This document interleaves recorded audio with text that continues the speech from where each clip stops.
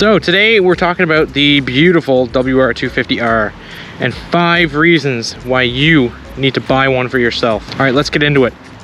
So the very first thing I'm gonna mention is gonna be this engine. Not the most powerful thing in the world, but probably one of the most reliable motorcycle engines ever made. These things are bulletproof. You can abuse them all you want. They will take it. Again, not the most powerful thing in the world, but it'll get you going. It's the most powerful one of the dual sports, I think. The 250s and the 300s, I think, that are out now are still not as powerful as this. But yeah, on to reason number 2.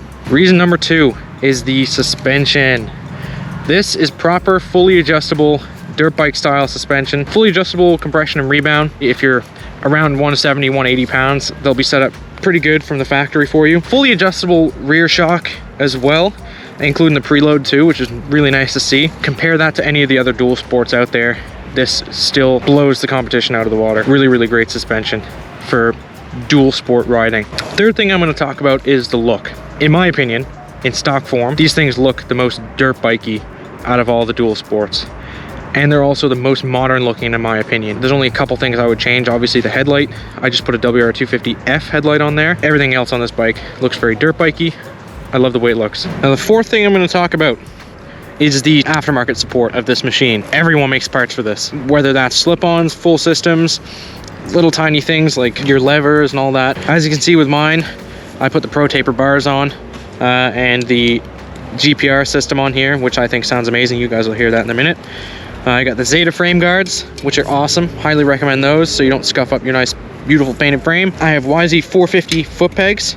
They fit right on there with the YZ450 spring. I have a video showing how to do that. I'll link it up in the top right hand of the screen. Yeah, you got a whole load of taillights to choose from. This is the TST Industries one, if you guys can see that. A little smashed up because I did a little loopy on it. Tons of people make gas tanks. Tons of people make plastics for these skid plates, which I'm eventually going to guess. I know Zeta makes a little shark fin there instead of this big stock piece. Anyway, what I'm trying to say is overall, it's so hard to not be able to find a part for this if you ever need to fix it. Reason number 5 is tunability. So many people have tuned this bike and made it their own and discovered what works and what doesn't work.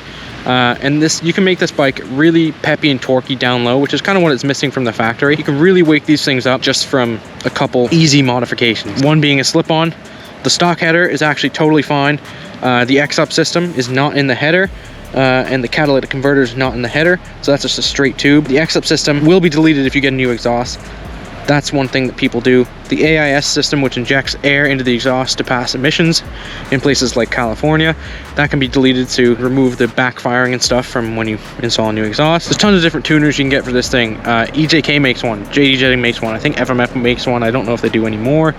You can get the Power Commander, which fits on here. That, along with the exhaust, really will wake the bike up. You can also do tons of different modifications to the airbox. Obviously, you can get your new filters and things like that. You can do the airbox flapper mod, which it makes it open all the time to suck more air in. Or a lot of people will cut the side out of their airbox and put like a mesh screen there just to get way more airflow. You can really go wild with these things and wake them up to make like almost 30 horsepower at the rear wheel. Stock engine. And I mean, talking about engine, there's big bore kits available. Athena makes a really good one. Thumper Racing makes a really good one. And you can make some pretty wild horsepower considering it's a WR250R. I think the CRF and the 300 are pretty lethargic from the factory, and there's not much support for power mods, not like there is for these. So anyway guys, those are the 5 reasons that I would recommend you go pick yourself up a WR250R. Hope you guys enjoyed. Please subscribe if you want to see more content on the WR250R, if you want to see more content on the YZ450F, you want to see more content on the KX250F, and you want to see more William. Subscribe. Stay tuned for the next video. Thanks for watching guys.